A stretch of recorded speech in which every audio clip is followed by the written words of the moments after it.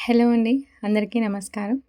ఈ వీడియోలో నేను మార్నింగ్ 5:00 నుంచి నైట్ 7 వరకి ఏమేం పనులు చేసుకున్నానన్నది మీతో షేర్ చేసుకుంటానండి.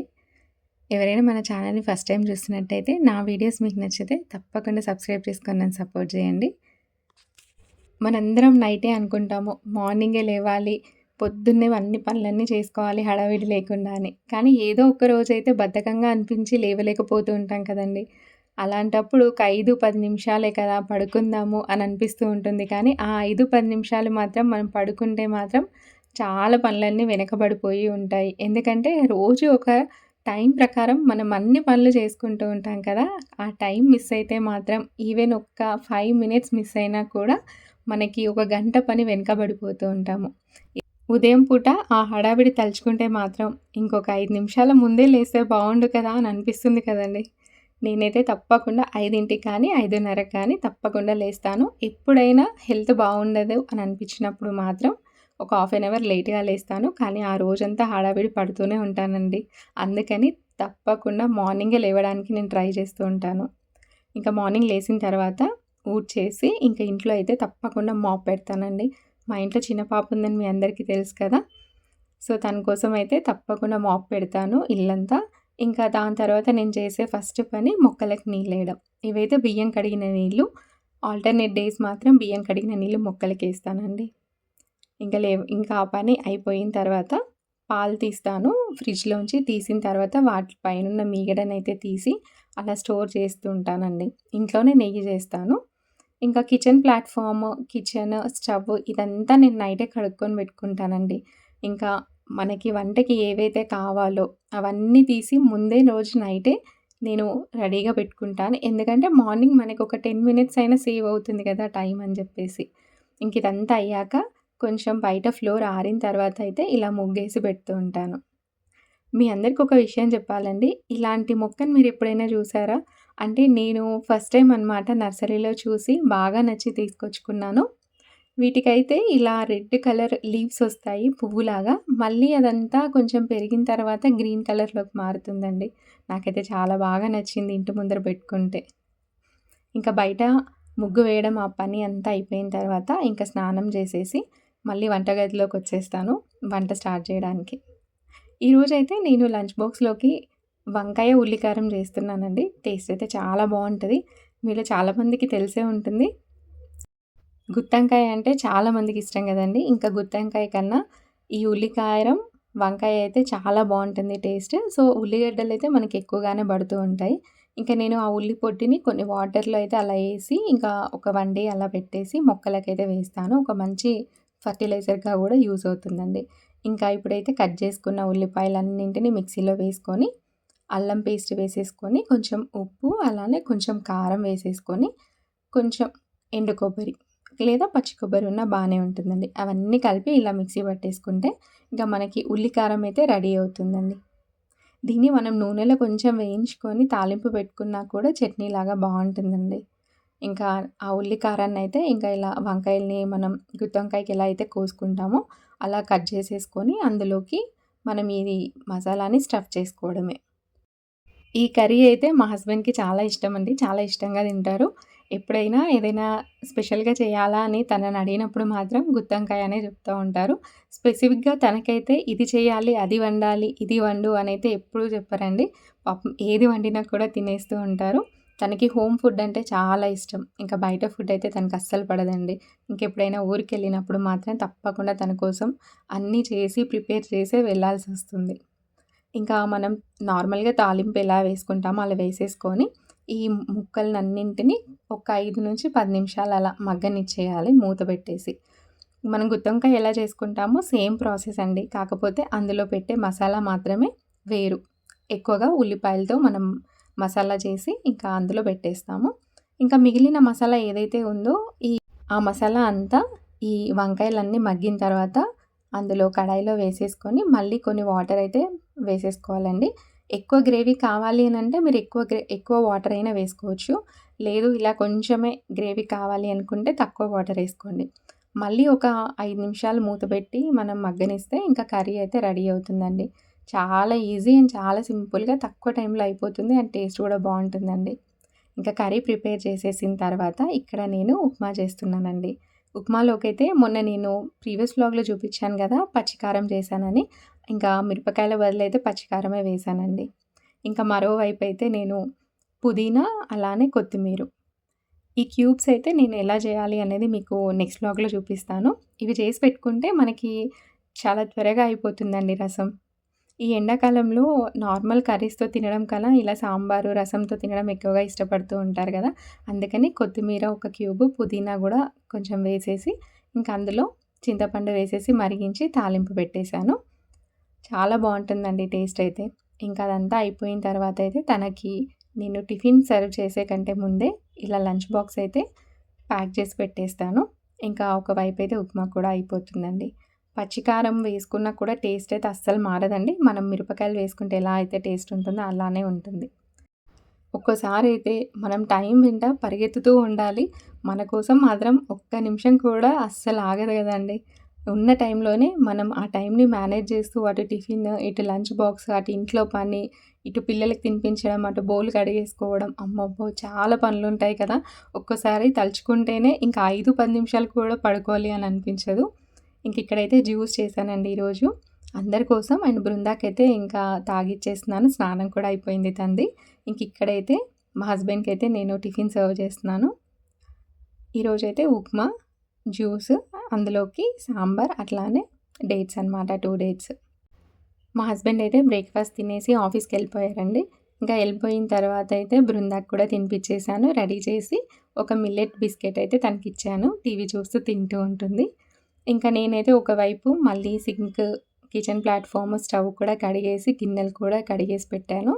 ఇప్పుడు టైం అయితే 11 అవుతుందండి. ఇంకా నేను రోజు కంపల్సరీ 10:30 కానీ, 11 కానీ ఈ లోపైతే బ్రేక్‌ఫాస్ట్ చేస్తాను. ఎక్కువగా బ్రేక్‌ఫాస్ట్‌లోకైతే ఫ్రూట్సే నేను ఎక్కువగా ప్రిఫర్ చేస్తానండి. ఎక్కువగా పండ్లే తీసుకుంటూ ఉంటాను. ఇంకా వాటితో పాటు డేట్స్ అనమాట. ఇంకా ఉదయం 5కి లేసిన తర్వాత నాకు దొరికే ఒక బ్రేక్ టైం అనుకోండి. ఒక 20 మినిట్స్. అది నాకు నేను తీసుకుంటూ ఉంటాను. ఇంకా 5కి లేస్తే మాత్రం 10, 10:30 వరకి నాకు పని ఉంటూనే ఉంటుందండి. ఈ ఒక్క హాఫ్ అన్ అవర్ మాత్రం నేను నా కోసం స్పెండ్ చేస్తూ ఉంటాను. ఇంకా అప్పుడప్పుడు వీలవ్వదనుకోండి, కొంచెం బృందాతో అయితే నాకు కొద్దిగా కష్టమే. కానీ ఎప్పుడైనా ఇలా దొరికితే మాత్రం ఇలా కూర్చొని తింటూ ఉంటాను బ్రేక్‌ఫాస్ట్. లేదంటే చాలా హడావిడిగానే ఉంటుంది. కానీ ఒక 10, 15 నిమిషాలు మాత్రం బ్రేక్ అయితే తప్పకుండా తీసుకుంటానండి. ఇక్కడైతే తను ఆడుతూ ఉంటుంది. డే అంతా కూడా ఏదో ఒక యాక్టివిటీస్ అనమాట. మీరు గమనించండి. పిల్లో అలా పడిపోతా ఉంటే మళ్ళీ ఎక్కడ తీసిన పిల్లో అదే ప్లేస్‌లో అలానే పెట్టడానికి ట్రై చేస్తూ ఉంది. ఇంకా తను ఆడుకుంటూ ఉంది.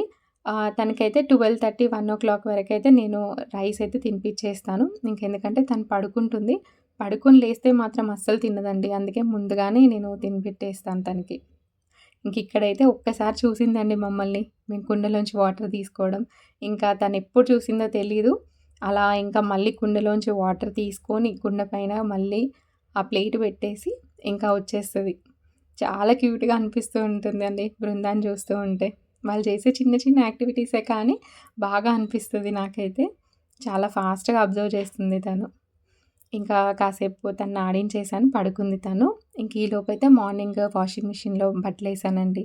ఇంకా అవైతే త్వరగానే తీస్తాను. ఒక 1 అవర్‌లో తీసేస్తాను. తీసిన వెంటనే మాత్రం ఇలా ఫోల్డ్ చేసైతే పెడతానండి. ఇంకా అలానే పక్కన పెట్టేస్తే మాత్రం నాకు ఈవినింగ్ కానీ, లేదు అంటే రేపు మార్నింగ్‌కి అలా మడత పెట్టడం అవుతూ ఉంటుంది. అందుకని ఎప్పటి పనులైతే అప్పుడే చేసుకోవడానికైతే ఎక్కువగా ఇష్టపడుతూ ఉంటాను.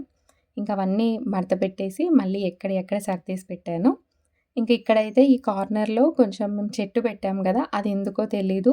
ఆ మొక్క బృంద బర్త్‌డే తర్వాత కొంచెం ఎండిపోతూ వస్తూ ఉంది. అది అబ్జర్వ్ చేసి ఇంకా బయటైతే సన్‌లైట్‌కి పెట్టేసాము.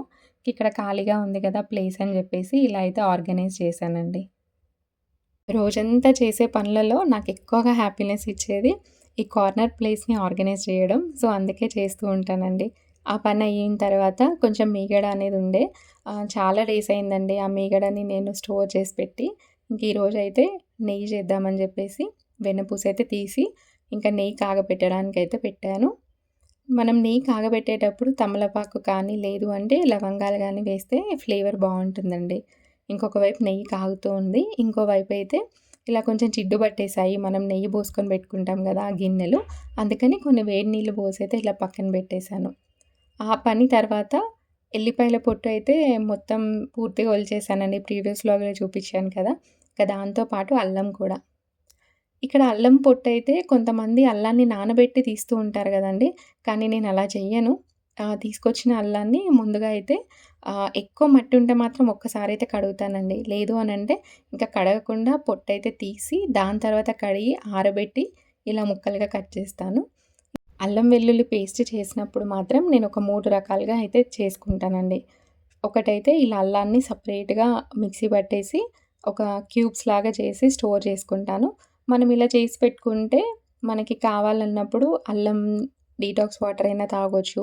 లేదు అంటే అల్లం టీ అయినా తాగొచ్చు. లేదు అనంటే మనకి కర్రీస్‌లోకి ఏదైనా అల్లం వేసి చేసే కర్రీస్‌లోకి కూడా చేయొచ్చు. సో, అందుకని చెప్పేసి నేను ఇలా కొంచెం మౌల్స్‌లో పెట్టేసి ఫ్రిడ్జ్‌లో పెట్టేస్తాను. ఒక 2 అవర్స్‌కి అది అయిపోతుందండి. ఇంకా దాని తర్వాతయితే ఇక్కడ నేను ఫ్రిడ్జ్‌లో పెట్టేసిన తర్వాత అల్లం వెల్లుల్లి పేస్ట్ కూడా చేస్తున్నాను. మనం ఎప్పుడైనా పసుపు వేయకుండా అల్లం పేస్ట్ అలానే చేస్తే నల్లగా అవుతుంది కదండీ! అలా అవ్వకుండా ఉండడానికి మనం ఒక నిమ్మకాయ చెక్క అంటే నిమ్మకాయ రసం పిండి వేస్తే మాత్రం అది ఫ్రెష్‌గా ఉంటుంది. నేనైతే కొంచెం సాల్ట్ అట్లనే నిమ్మకాయ రసం వేసి పెడతాను. ఇంకా ఎన్ని డేస్ అయినా నల్లగా అవ్వదండి. ఇంకా ఇదైతే అల్లం, వెల్లుల్లి, కొంచెం మసాలా పొడి. లాస్ట్ వీడియోలో చూసారు కదా! బిర్యానీ మసాలా చేశాను. ఆ పొడి మాత్రం ఇందులో ఒక 3 స్పూన్స్ వేసి ఇదొక పేస్ట్ లాగా చేస్తానండి కొద్దిగా ఉప్పు వేసి. ఇదైతే మనకి ఏ మసాలా కర్రీస్‌లోకైనా ఇదొక్క స్పూన్ వేస్తే చాలండి. చాలా బావుంటుంది. మసాలా వంకాయ, రాజ్మా కర్రీ ఇంకా ఏ మసాలా కర్రీలోకైనా బావుంటుందండి. ఇంకా అది చేసేసిన తర్వాత కాస్త రెస్ట్ తీసేసుకొని, ఇంకా మళ్ళీ ఈవినింగ్ నా వర్క్స్ అన్నీ చేసుకున్న తర్వాత, ఇక మా హస్బెండ్ ఆఫీస్ నుండి వచ్చేసరికి తనకి ఇష్టం అండి పకోడీ, ఉల్లిపాయ పకోడీ. ఇంకా అది చేద్దామని చెప్పేసైతే ఇలా ఉల్లిపాయలన్నీ కట్ చేశాను.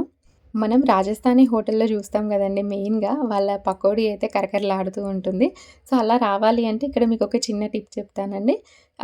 మనము ఉల్లిపాయలనైతే ఎక్కువగా కట్ జేసుకోవాలి. కొంచెం ఉల్లిపాయలు, కొంచెం పచ్చిమిర్చి కూడా సన్నగా కట్ జేసుకోవాలి. అలానే కరివేపాకు, కొత్తిమీర కొంచెం ఉంటే మాత్రం జీలకర్ర, వాము వేసేసుకొని ఫస్ట్ ఉల్లిపాయలనన్నింటిని దాంట్లో ఉన్న వాటర్ అంతా బయటకొచ్చేలాగా కలిపేసుకొని, అప్పుడు కొద్ది కొద్దిగా శనగపిండి వేస్తూ మనకెంతైతే నీళ్లు కావాలో అంతే నీళ్లు వేసుకోవాలండి. ఎందుకంటే ఉల్లిపాయల్లో ఉండే నీళ్ళే మనకి ఆ పిండిలోకి సరిపోతుంది.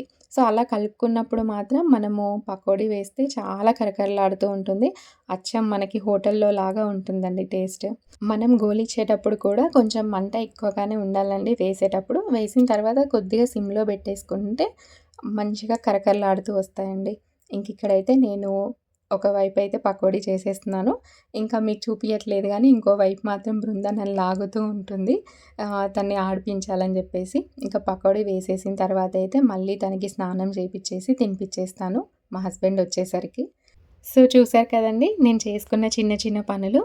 ఇవే కాదండి ఇంకా చాలా పనులైతే చేశాను. వీడియో ఎక్కువ లెంతీగా ఉంటుందని చెప్పి కొన్నే పోస్ట్ చేశాను. కానీ ఎంతైనా మనం ఉదయం లేసి హడావిడి లేకుండా చేసుకునే పనులకి, హడావిడితో చేసుకునే పనులకి చాలా తేడా ఉంటుందండి. అందుకే త్వరగా లేసి పనులు చేసుకుంటే మనం ప్రశాంతంగా డే అంతా కూడా ఉండొచ్చండి. సో, ఈ వీడియో మీ అందరికి నచ్చిందని అనుకుంటున్నాను. నచ్చితే గనుక తప్పకుండా లైక్ చేయండి, షేర్ చేయండి. కొత్తగా చూస్తున్న వాళ్ళైతే సబ్స్క్రైబ్ చేసుకోవడం అస్సలు మర్చిపోవద్దండి. మళ్ళీ నెక్స్ట్ వ్లాగ్‌లో కలుద్దాం. అంతవరకు బాయ్ అండి.